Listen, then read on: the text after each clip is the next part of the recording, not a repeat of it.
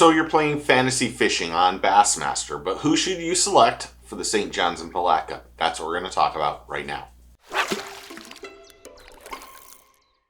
Who should you select for Palatka? We're going to go through the 5 groups, A through E, and talk about some of the anglers that are highly ranked and who you should possibly pick. But let me just say right off the bat, I've looked at a ton of the last 4 or 5 years that they've went to the St. John's. I've covered it. It's right in my backyard. And there's some anglers that do very well. This year might be slightly different. The water levels were high because of the hurricanes that we had last year, or the hurricane we had last year. Water levels have not rescinded very much. So some of those places or under tree limbs and stuff like that is really going to come into play. We had some cold weather a week ago, but we've had very warm weather right now. So the water temperatures are climbing fast. We'll probably see pretty close to a spawn or slightly after post-spawn. But there will be some giants caught on the St. John's. Also, the one thing that people might talk about is during the winter we have our shad spawn. They come all the way from Jacksonville and go all the way through Shad Alley. Those fish, those spawn, will be pushing their way back through the St. John's River to move all the way back to Jacksonville to get out of that shallow water. So bass will be targeting those little black shad moving through in the early morning. So if you can get them early, you're going to see some great topwater bites. Now, I don't have my own league for fantasy fishing, but I know Hellabass does a group. So check out his group if you want to check out one that's interesting, and you'll see a lot of great stuff from him. He's really good at pundit fantasy fishing. So a couple anglers. Brandon Lester always seems to do well down here. I don't know what it is, he just fishes well. Remember last year, the Johnston brothers made to that clear water where everyone was partying. That could keep a key part to picking somebody this year too. But the biggest thing is forward-facing sonar. With very little changes this year in the Bassmasters, forward-facing sonar will play a big part. But it doesn't mean someone like John Cox and Greg Hackney can't beat the bank and skip under those brush piles and trees and all that stuff that's overhanging the water on the St. John's. And they're going to catch some too. But forward-facing sonar anglers are going to do very, very well. In Group A, there are several anglers you need to look for, starting with Easton Fothergill. Yes, rookie, really good with forward-facing sonar, really good angler. He's at a 3.8% chance as of right now, which is like the 3rd or 4th of February. Jacob Fout is another one you should look into because he does very well with forward-facing sonar. Same with Justin Hamner, Chris and Corey Johnston, Jordan Lee, Trey McKinney, and Patrick Walters, who are all in that Group A.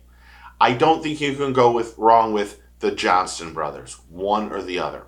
But in my opinion, and this is just my opinion, I think Trey McKinney's the pick here. I think that if Trey doesn't have that discrepancy in running the no motor zone, I think that he was on the right bite early on.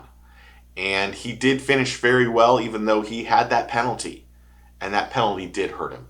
But while I don't think it's bad to take Chris or Corey, because they are going to be on top of him, my pick is Trey McKinney here. In Group B, Matt Airy, Drew Benton, John Cox, Ben Milliken, Hunter Schryrock, I think is a good one. Lee Livesey and Taku Ito. I think all those guys are really good. John Cox is at almost 37%. That is John's home lake. That is his home pond. He knows it better than anyone. However, that's my second pick in this group. My real pick is Drew Benton, and only because he also is a Florida boy. He's done very well on the St. John's over the last 3 or 4 years. He is a really good scoper, and he is really good down here, or in here. And even though he's from Pensacola or Tallahassee or someplace like that, he knows this water and he knows the type of fishing. So my pick in Group B is Drew Benton. In my opinion, B, C, and D are the easiest ones to pick. You can go either way with the favorite or some people that might be a little bit of a dark horse. In Group C, we have Bob Downing, Seth Feiter, Greg Hackney, Brandon Palaniuk, Tyler Rivet, Kyle Welcher, Brian New, and Austin Felix. And in my opinion, I think Austin Felix is the dark horse in this group. However, I know that Hackney is 31% and Palaniuk is 16%. And Kyle Welcher has done well a couple years ago here. My pick is Mr. Consistency in Florida, Bob Downey. He is a phenomenal pick in this group. Bob has done very well over the last few years. So is Austin Felix at 0.9%. Austin seems to like this area, is a scoper, and is really good. But I'm taking Bob Downey in Group C. In Group D, you have Brandon Card and Jason Christie and Brandon Cobb and Ray Hanselman and Mark Menendez and Emil Wagner. Now, any of these guys could do really well. Brandon Cobb did very well a couple years ago. Brandon Card is always consistent down here. Jason Christie, he's going to be flipping and punching and doing everything right. He's at 30%. Ray Hanselman is at 0.9%. He's a good one.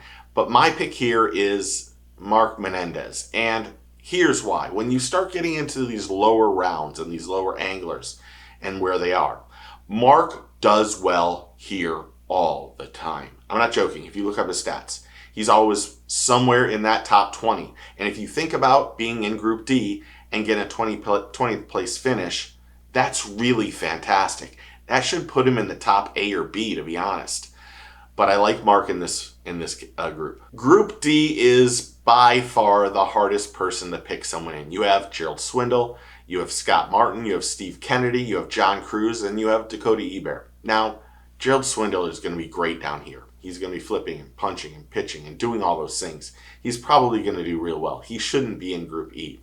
Scott Martin's a Florida boy. He knows everything about what's going on, except he doesn't seem to do real well on St. John's for whatever reason. Put him on Okeechobee, he's going to win.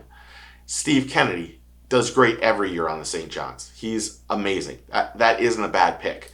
And John Cruz at 18.6% people picking him already. John Cruz is always good here. A few years ago, he came in second place to the great Rick Clunn, I think, or somewhere close to it.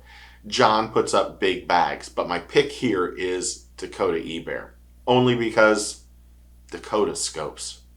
Everyone else in this group aren't really heavily scopers. Dakota is.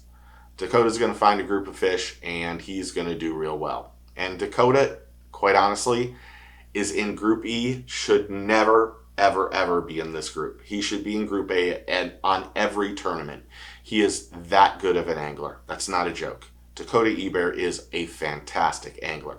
So my pick in this one is Dakota Ebert. So who are your 5 picks in Group A, B, C, D, and E? Comment below and tell me what you think. Good luck. Thanks for hitting that like and subscribe button. Thanks to all you subscribers and the members and all the people who comment on the channel. I really do appreciate it. It's humbling. Remember, take a kid fishing, tight lines, cheers, and get your fish on.